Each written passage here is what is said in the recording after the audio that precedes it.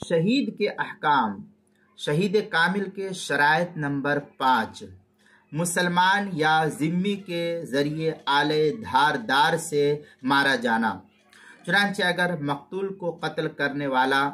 مسلمان ہو یا ذمی ہو، کافر ہو، تو اس مقتول پر شہادت کے احکام جاری ہونے کے لیے یہ بھی شرط ہے کہ اسے زخمی کر دینے والے دھاردار آلے سے قتل کیا گیا ہو، جیسے کلہاڑا ہے، پھاوڑا ہے، یا تلوار ہے، تیر ہے، یا اس کے قبیل کی جو چیزیں ہوتی ہیں اس کو دھاردار آلہ کہتے ہیں۔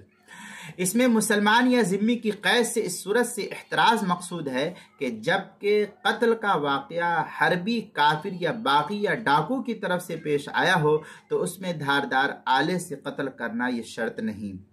بلکہ یہ لوگ جس طرح بھی مارے مقتول پر شہید کے احکام جاری ہوں گے۔ چنانچہ اس سلسلے میں کافی تفصیلی بحث نقل کی ہے علامہ شامی نے، اور یہ کہ اگر دھاردار آلے کی قید سے اس صورت کا استثناء مقصود ہے، جبکہ پتھر وغیرہ مار کر قتل کر کے اگر مسلمان یا ذمی آلے دھاردار کے علاوہ سے کسی کو قتل کرے تو ایسے مقتول پر شہید کے احکام جاری شرعی اعتبار سے نہیں ہوتے ہیں۔ اس کو فتاوی شامی میں نقل کیا ہے، بجارحہ ای بما یوجب القصاص، یہ در مختار کی عبارت آگے شامیہ میں ہے، وہذا قید فی غیر من قتلہ باغ او حرب او قاطع طریق بقرینۃ العطف، اس طریقے کی عبارت فتاوی شامی جو زکریہ بک ڈیپو دیوبند کا ہندی نسخہ اس کی تیسری جلد صفحہ 159، کتاب المسائل اس کی دوسری جلد صفحہ 106 اور 107 پر بھی نقل کیا گیا ہے۔